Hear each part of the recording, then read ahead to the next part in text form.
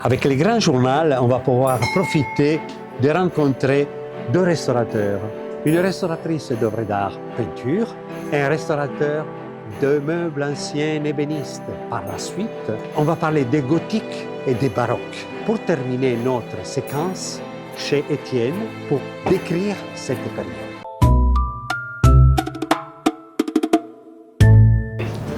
Pour ne pas oublier, c'est le titre du Grand Journal. Nous avons deux invités, deux artistes pour moi. Alice, Dominique. Bonjour. Je vous remercie d'être venu ici parmi nous pour le Grand Journal. Aujourd'hui, justement, on va traiter cette phrase pour ne pas oublier. Et on essaiera de découvrir un peu quelques secrets, quelques petits détails que le public et les visiteurs de la Foire des Châteaux ne connaissent pas. Je commence avec toi. On essaye.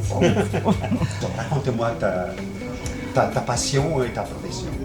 Ma passion, c'est peut-être la passion de l'image, après, et c'est effectivement une histoire de transmission, c'est de redonner vie à un objet, donc là en particulier un tableau, le sublimer, lui redonner effectivement une vie et une pérennité, et puis c'est satisfaire aussi, je crois, le client, c'est important aussi, ouais, d'avoir ce retour. On va en profiter de passer sur ton stand pour te voir à l'œuvre. Et tu vas nous raconter aussi quelques petits détails. Hein? Alors, on y va. Merci, monsieur.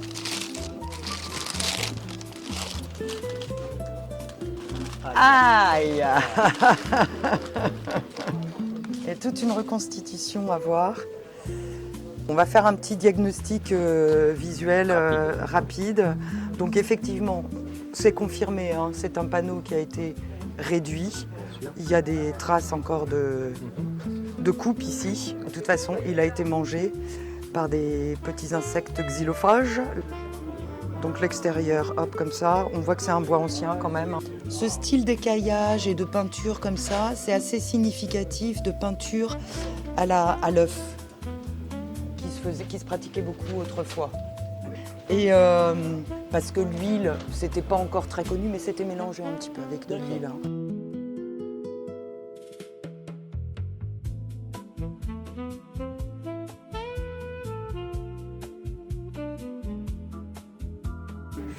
Et de travailler quand même sur une possible reconstitution.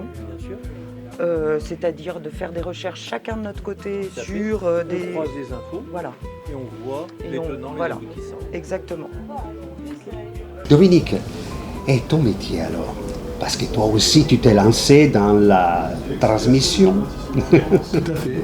Mais mon métier, moi, c'est exactement la même chose, c'est-à-dire que c'est essayer de remettre le plus proche possible de ce que c'était les meubles dans leur état. Et quelquefois, ça peut être passionnant. Sur mon stand, j'ai une cheminée, par exemple, qui vient d'un hôtel particulier bordelais, qui était peinte en blanc, qui avait été cassée, etc. Et c'est une cliente qui l'a récupérée, qui me l'a amenée, en me disant on doit pouvoir en faire quelque chose. Et elle est en acajou, donc il a fallu tout décaper, reprendre les sculptures cassées, etc. Et maintenant, on a redonné vie à quelque chose qui est assez extraordinaire, qui n'est pas courant et qui est une présence fabuleuse. Après, maintenant, il faut trouver le client qui va pouvoir remettre ça dans une pièce qui lui convient, etc. Et c'est encore un autre... Et comment tu es arrivé à ce métier? C'est une transmission familiale ou...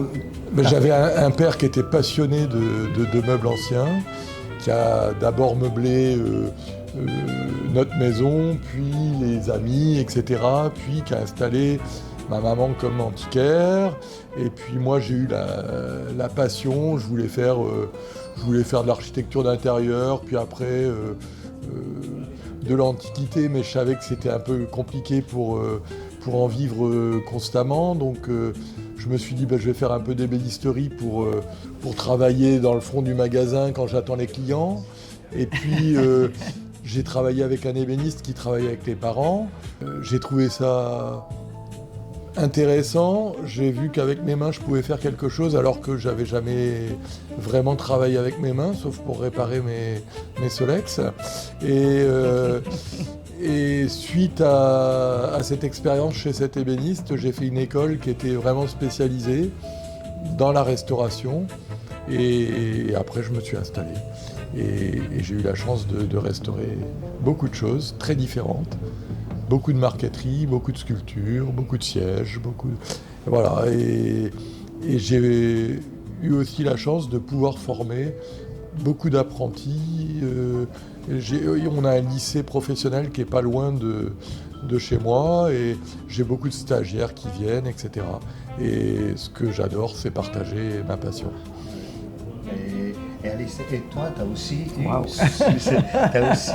eu sous tes mains des œuvres importantes, des œuvres qui avaient une histoire.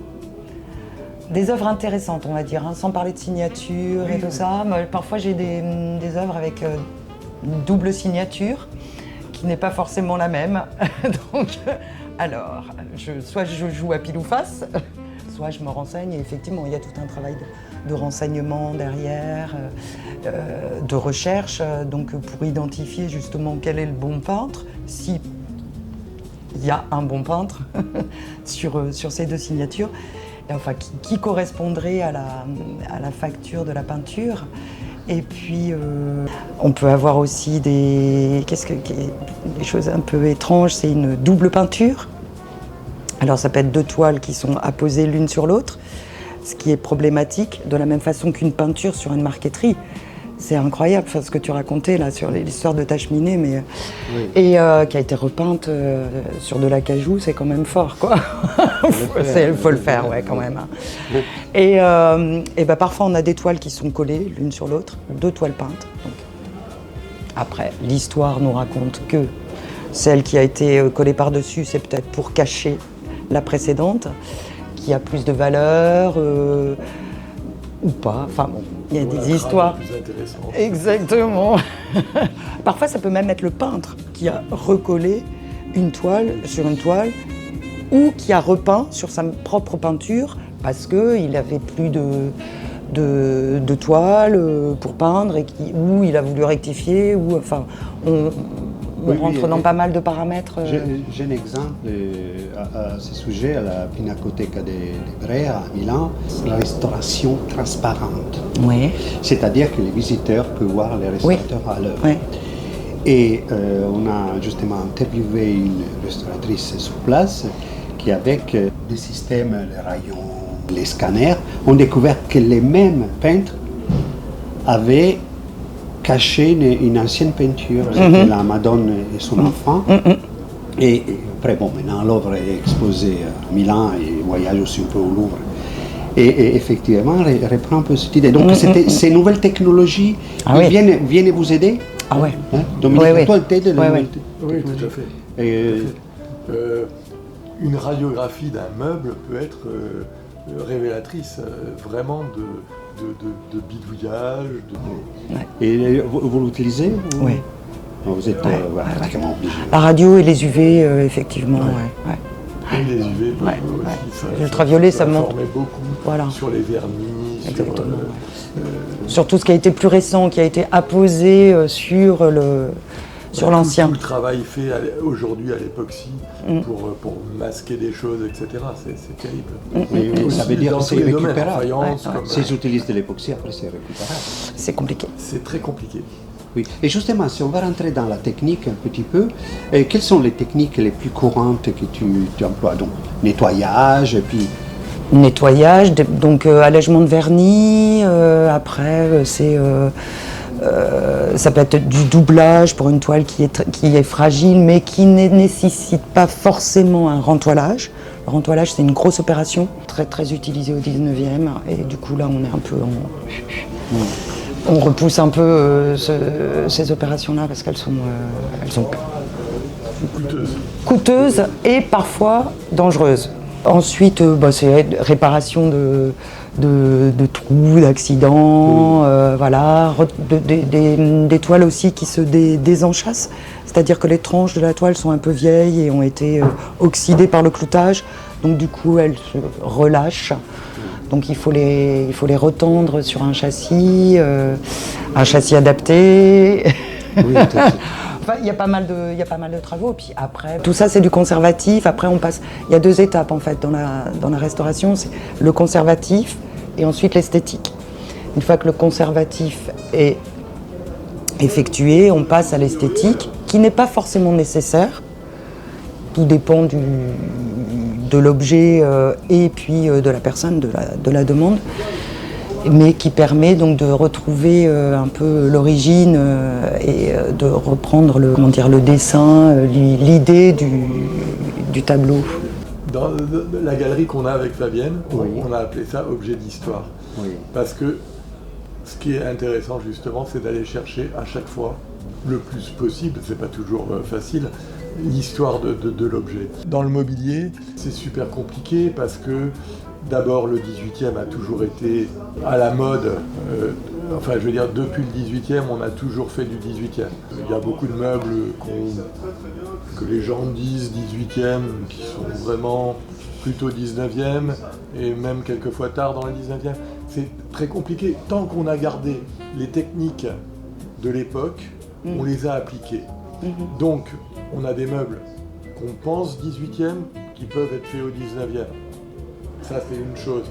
Mais aujourd'hui, on n'a plus les matériaux pour faire du 18e. C'est beaucoup plus compliqué. Les bois deviennent interdits, enfin, très réglementés, très chers. On n'a pas la main-d'œuvre aussi peu coûteuse qu'elle ne l'était à une certaine époque. Donc, on ne peut plus faire ce style de meuble. Par contre, c'est beaucoup plus facile de copier aujourd'hui des meubles des années 30 ou 60. Parce que là, on a encore des stocks de plaquage, des stocks de bois qui correspondent exactement. C'est très compliqué d'arriver à vraiment authentifier un meuble de façon parfaite. Il y a quelques temps où j'ai restauré une statue qui n'était plus une statue, c'était un bout de pierre. Ouais.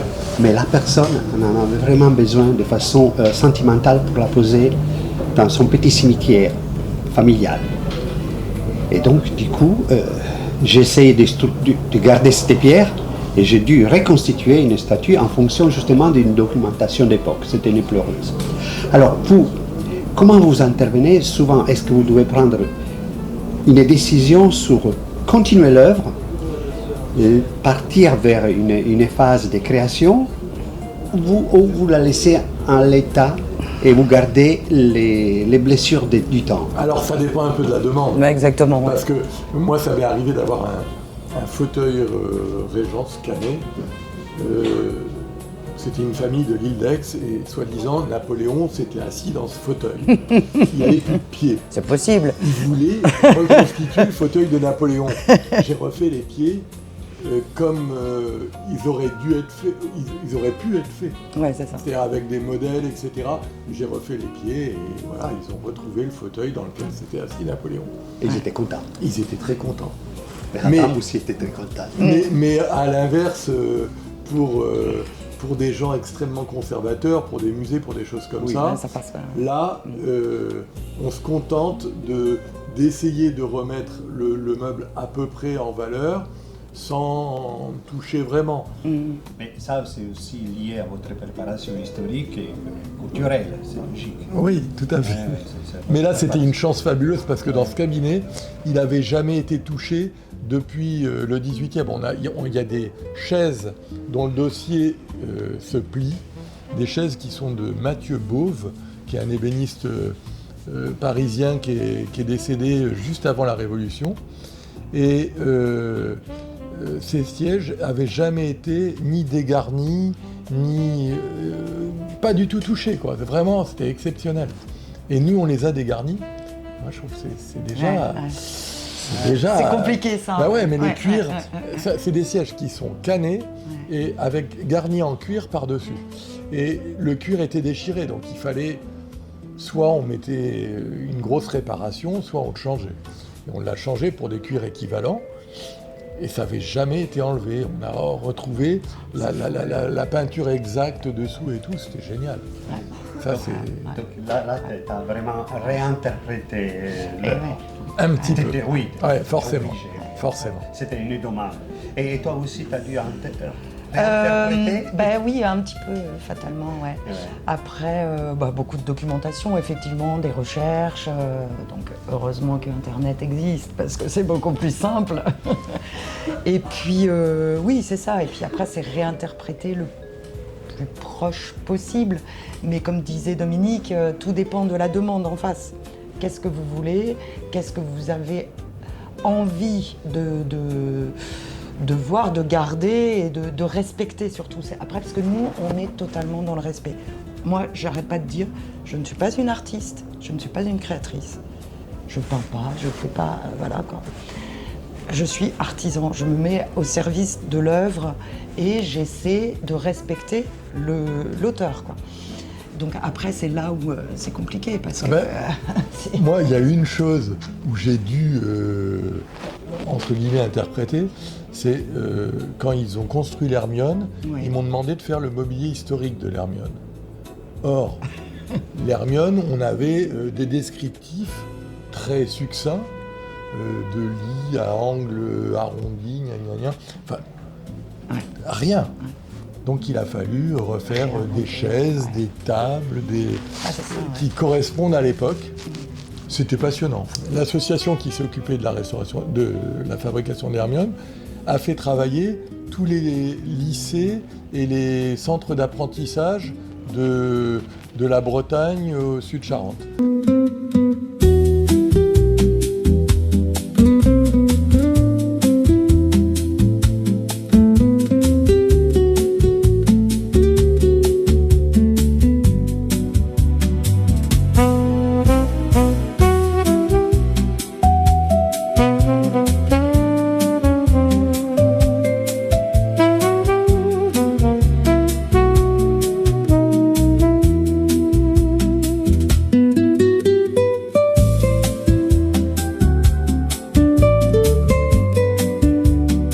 Surnommée la frégate de la liberté, c'est à son bord que le marquis Lafayette a traversé l'Atlantique pour aider les Américains à se libérer du joug britannique en 1781.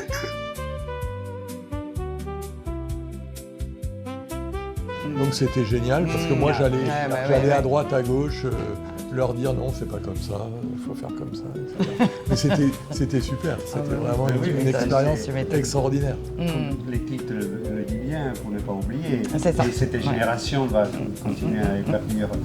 Oui, tout à fait. Et pour une fois,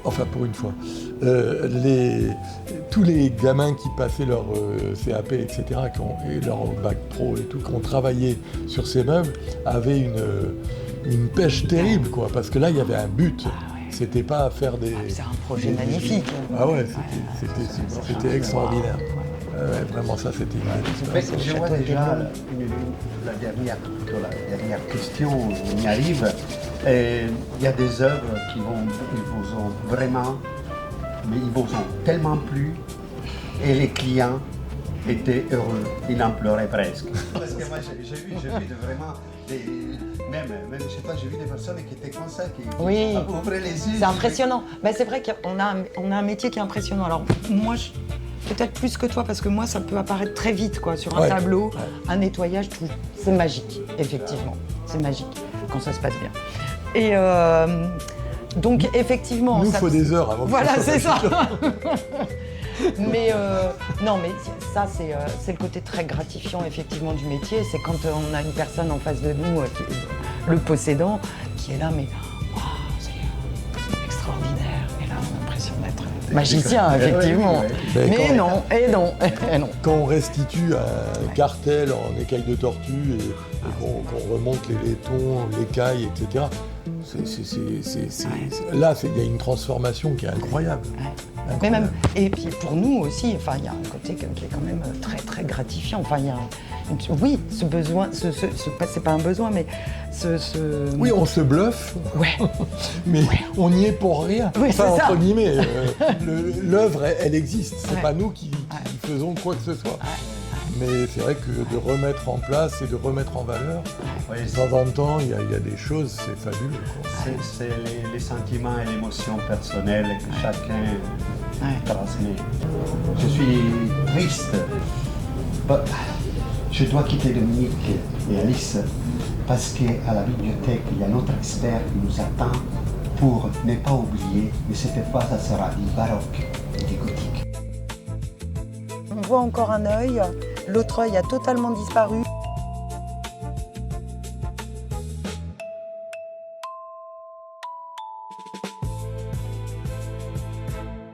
On est dans la bibliothèque, on a quitté Alice et Dominique, dont on a parlé de restauration, mais maintenant on va parler des baroques et des gothiques. Et on a un personnage que vous connaissez déjà qui va nous expliquer tout cela. Claude, Bonjour Valerio. comme d'habitude, je suis content de te revoir, d'être avec toi et discuter un petit peu de ces deux périodes. Oui. Alors, expliquez-nous cette différence et l'évolution entre ces deux époques. Le plus ancien est le mouvement gothique qui a démarré en France, dans les églises, qui est un mouvement qui permettait, qui changeait un petit peu de l'art roman pour donner un peu plus de chaleur dans une église, un peu plus de décoration, et qui a démarré vraiment uniquement dans l'art religieux. Ah. Et l'autre, il a démarré autour de la Renaissance, c'est en Italie, et c'est le mouvement baroque. Le premier, il donnait envie de rentrer dans une église au niveau décoration, mais uniquement pour passer des messages. Parce qu'attention, la France a énormément eu de guerres de religion. On a commencé avec les croisades et les cathares, on a continué avec l'arrivée du protestantisme, le calvinisme, le protestantisme, le luthérien, etc., jusqu'à arriver à Henri IV avec l'édit de Nantes et tout ça. Donc ça a duré quand même pas mal d'années, et les églises ont suivi des mouvements comme ça. A l'inverse, en Italie, l'objectif était d'impressionner. On rentrait dans presque un musée, mais pour lequel il n'y avait plus un petit espace de disponible. Tout était rempli, peint, décoré, il y avait des statues, il y avait des tableaux, voilà, c'était extrêmement riche et donc forcément impressionnant. Parmi les deux périodes, tu es plus tendance baroque ou gothique? Alors, je pense que dans une vie d'être humain, on passe de l'un à l'autre en permanence. Ça veut dire qu'on va être un jour un peu gothique dans sa façon de s'habiller, des musiques ou de son mode de vie, et on va être baroque de temps en temps parce qu'on va être un peu excentrique, on veut impressionner, on veut faire des choses comme ça. Donc c'est ces deux courants qui accompagnent. Il suffit de regarder Viollet-le-Duc au 19e avec Carcassonne.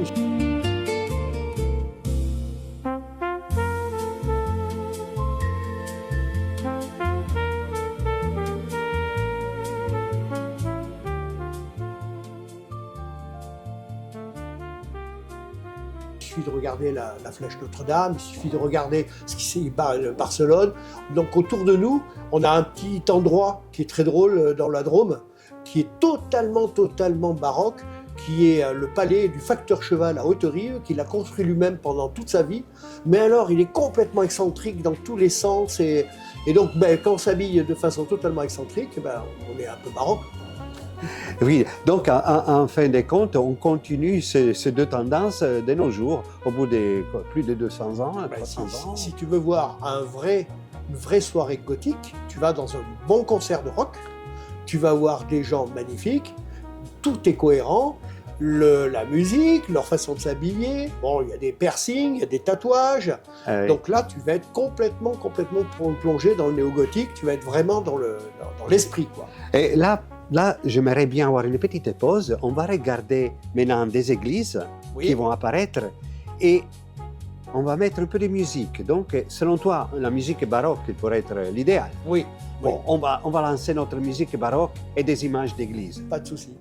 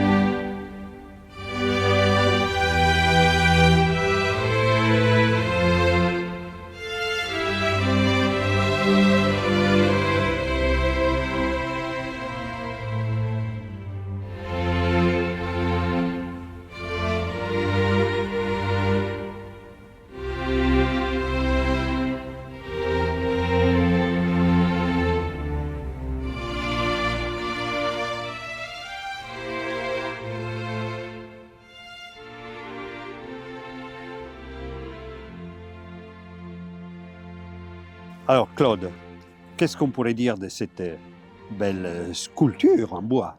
Moi, ce que j'aime, bon, celle-là, elle est très belle, mais ce que j'aime, moi, c'est des bois peints aussi. Tu sais, comme ça, polychrome. Oui, ah oui, les polychromes. Ça, c'est très beau. Ça, là, on est complètement dans l'art baroque, tu vois, comme ça, qu'ont été dans les belles églises remplies et tout, dedans. Là, c'est une statue qui est presque épurée par rapport à l'art baroque. Imagine une église remplie de grandes statues, tu vois, polychromes, comme ça, des supports. Des décorations, des immenses candélabres. Tu vois, dedans. Imagine, toi, tu es dans une campagne, tu es paysan, tu rentres là-dedans. C'est comme si tu rentrais au Louvre pour la première fois de ta vie. Oui, ça impose. Impression. Oui, donc, tu es impressionné. Oui, comme quand tu rentres dans les Vatican, tu es écrasé. Donc, ça te pousse au respect, ça te pousse à être dans quelque chose de sacré, dedans.